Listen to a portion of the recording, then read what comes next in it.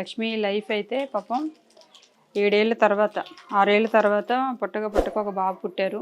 1 year ఎలా దాటిందో లేదో నాన్నగారు అసలు ఎలా చనిపోయారో కూడా తెలియకుండా చనిపోయారు అనేది అసలు అది నార్మల్ ఫ్యామిలీ కాబట్టి చనిపోయి 4 రోజులైనా కూడా వివరాలు ఏవి తెలియకుండా అయిపోయింది. ఏదేమైనా భర్త చనిపోయాడు, చంటి పిల్లతో భార్య ఒంటరిగా అయిపోయారు. సో అందుకని ఈ ఫ్యామిలీని నేను ఎంచుకున్నట్టు మాకు చేతనం ఏదో మేము ఇస్తాము, రేషన్ తీసుకురండి.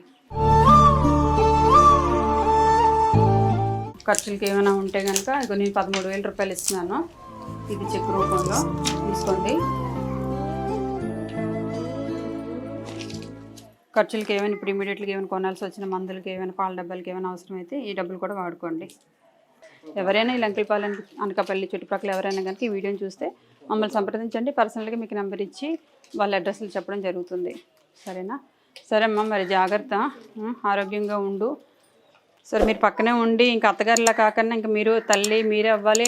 భర్త పోయిన బాధను ఆవిడకి తెలియకుండా మీరే జాగ్రత్తగా కాపాడుకోవాలి. మనవడు ఉన్నాడు కాబట్టి జాగ్రత్త చూసుకోండి.